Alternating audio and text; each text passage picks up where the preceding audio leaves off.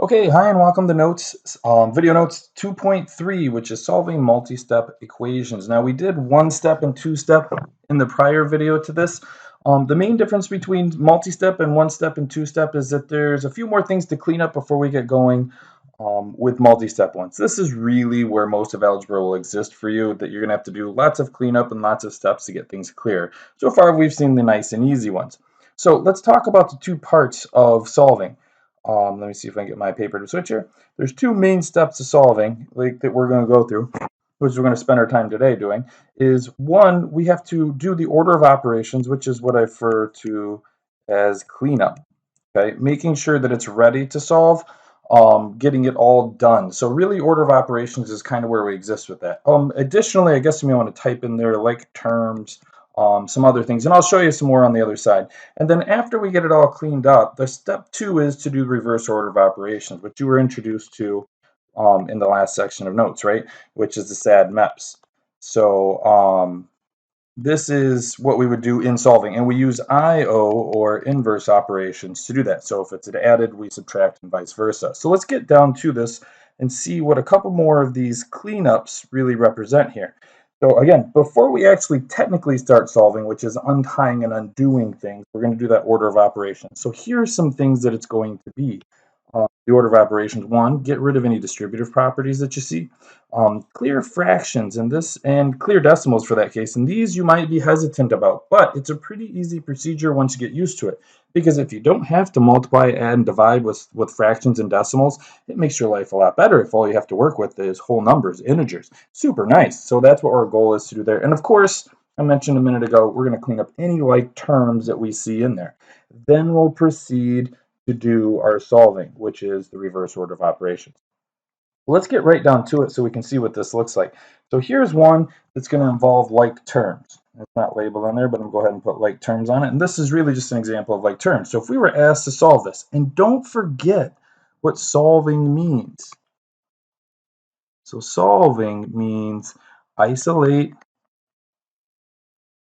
a variable. Okay, sometimes you have more than one. In all the cases that we're going to do here, we should only have one variable because technically the only ones that we can solve is one unknown or one variable. So our goal for this, when we look at this first example 1a, is to get that c all by itself. So here's where I mean by like terms. Like terms is these are like terms. So before we can even start to solve, which is to isolate the variable by itself, we have to clean it up. So we're going to go ahead and put those two c's together. Because they're like terms, we know that I'll put a little imaginary one here. We know that the coefficients add up. Coefficients add up and the variable stays the same. So this really becomes 3c. The plus drops down, the 12 drops down. I do little arrows here just so you can see it. The equal sign drops down, and 78 drops down. Why? Because we didn't do anything to those. This is us showing our work. Our next step then involves the solving part. So we're going to attempt to do our reverse order of operations. So we're going to look at C and see what operations are done to it. So, and I don't know if you can see this one here, but I'll put it in just so you know. There is a multiplication there, an implied multiplication, and there's an addition. If we look at our order of operations, or SAD MEPS, right? Addition and subtraction first, then division and multiplication, and finally exponents in parentheses if they're there. So in our first step, we're really going to do is addition and subtraction, which means move this 12 over. So if I do it to one side, again, the inverse operation, so IO on this, right? Inverse operation is to subtract because it's added to the C. And when I subtract those, they turn to 0. I have to subtract it to the other side by the property of equality. So that means that whatever I do to one side, I have to do the other. You saw those in the last notes. But let's go ahead and clean this up. My equal sign drops down. 78 gives me 64 in a subtraction, or 66 if I do it the right way. Doing things quick, 66, and my 3c drops down. So I know that there's that 0 there. I'm going to pretend it's not there because I'm running out of room to write it. So my next step then, since I did off my subtraction and addition, I'm going to check for multiplication and division. Since it's multiplied, I'm going to divide by a 3. By dividing by the same number, they turn into 1. 1 times c is just c, so they kind of disappear. They just go in, they're there, it's a multiplication of 1, but it doesn't mean anything because everything multiplied by 1 is the same. So I didn't do anything to the right side of it yet, so I also have to divide by 3, because I divided 3 on the left, I have to divide 3 on the right of this equal sign. If it helps, some people like to see a wall here. Draw a wall. Whatever you do to one, you have to do to the other. All right, so now that we've got that done, 66 divided by 3 is going to turn into a nice 22, and that should be our solution for that one. All right, so that's involving like terms. I'm actually going to come back to this one here, and we'll do this at the end depending on the length of time. But let's jump down here to the distributive property. The distributive property is next on our list. If we see the distributive property, remember we're functioning under order of operations, right? So cleanup, right? So we're going to check first, and you can see that there's a -2. Here's the b that I want to get to, right? I need to move this subtraction over, or this 4 that's subtracted from the b to the other side. And you're like, isn't that what SAD MEPS says to do? SAD MEPS. Right? You're like, Mr. Hallam, it says addition and subtraction first, but the problem is there's these parentheses, and that's where the distributive property comes into play. So after you combine like terms, you have to look for distributive property first under your cleanup or your order of operations. So what you want to do is go ahead and do the distributive property before you start your reverse order of operations.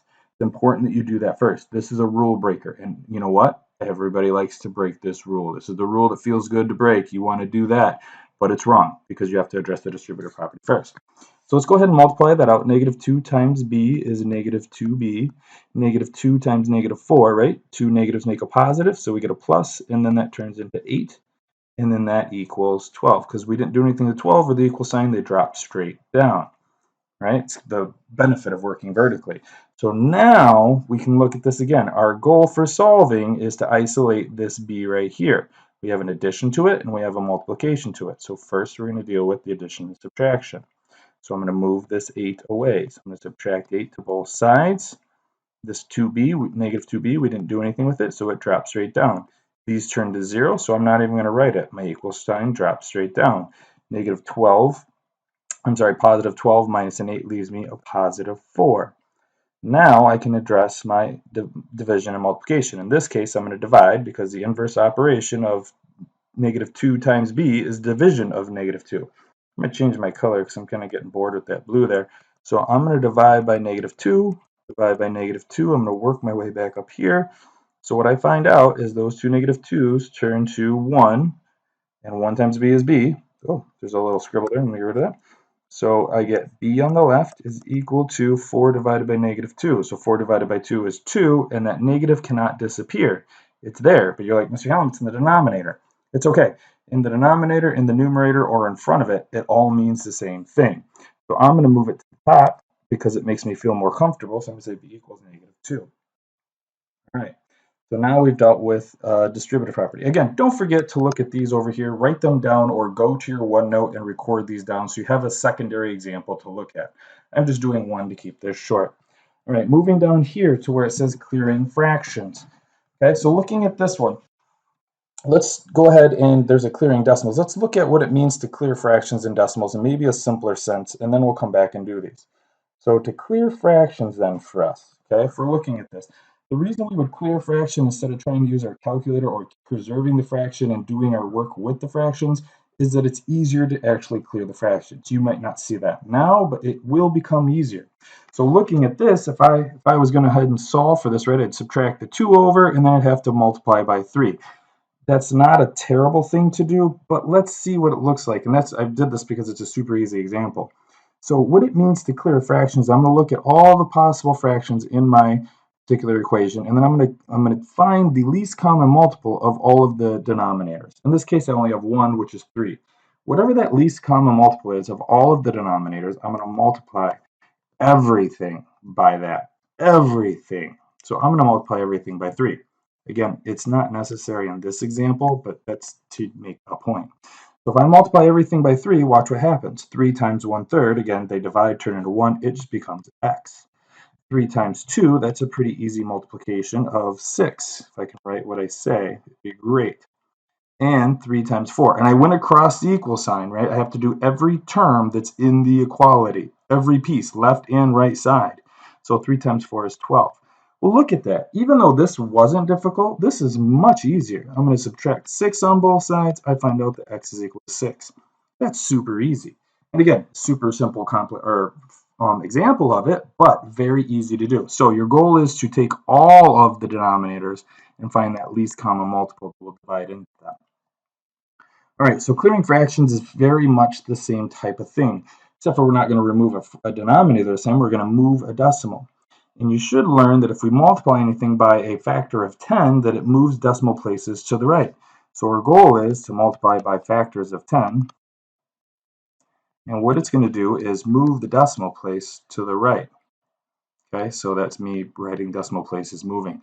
So what you have to do is look at your equation and see how many decimals you have. If you have tenths, that's great. If you have hundredths, that's great. If you have a thousandths, that's great. You have to multiply by a factor of 10 that's going to move it the number of times to make all of your decimals not decimals. So in this case, we'd multiply by 10. I'm going to put that here. My 10 I'm going to multiply by. In this one, if we had another example here, I'd multiply by 100. In this example, if that was my largest decimal, I'm going to multiply by 1,000. So every time I have to move that decimal another spot to make it not a decimal, I'm going to multiply by a factor of 10 more, or however many moves it needs to happen. Okay, so let me erase that so I can finish this problem, then we'll go do 2 more. And then we'll call it a day. I'll do the word problem in class. So I'm going to multiply everything by 10. So multiplying by 10 moves this decimal one place to the right. And so instead of being 0.2x, I get 2x. 10 times 4 is 40. Multiplying by 10 is nice and easy. Multiplying 8 by 10 is 80. And then from there, we can solve that pretty easily. I'm not going to go through it because I think you get the concept. Notice, no fractions, no decimals, way easier to deal with. So let's go back over here and see these a little bit more, at least one step complicated more examples. This one has 2 fractions in it. And again, remember, we're looking for the number that's going to multiply by the least common multiple. So what do they both make that is the smallest thing that they both are divisible into? In this case, it's going to be 6. So I'm going to multiply everything here by 6. Okay? So in multiplying by 6 to the first one, right? So when we do this multiplication, remember when we do fraction multiplication, it's 6 over 1 times 2/3. I'm going to leave the x out of it and just remember that it's there. So 6 times 2 is 12, and 12 divided by 3 is 4. Right? That's the concept that goes behind it. There's the first one. So we're going to end up with 4x. Pause that and look at that if you need to. Okay, so I'm going to do the next multiplication. This one's a little easier, right? I'm going to multiply 6 to x, which is going to make 6x, or 6 divided by 2, right? Because every fraction is really just a division waiting to be done. So 6 divided by 2 is 3. So 3 is going to stay in the numerator, right? 6 divided by 2 is 3. 3 times x is 3x. And then, of course, 6 times 7 is 42. And then we're going to solve that problem from there. Okay, so these are now like terms that we can put together. Here, if you look at these carefully, I could not combine these two like terms. And I need to because they're both x's, but they had different denominators. So I'd either have to find common denominators to get them together or do what I did, which is clear the fractions. And then now look how much easier this one is to deal with. Get the right color pen here. So I'm going to put those together. It's going to be 7x equals 42, and I'm going to divide by 7 on both sides, right? Because that's the inverse operation, right? It's going to make that turn to 1, make it look like it's not there, and I find out that it's equal to 6, right? 42 divided by 7 is 6.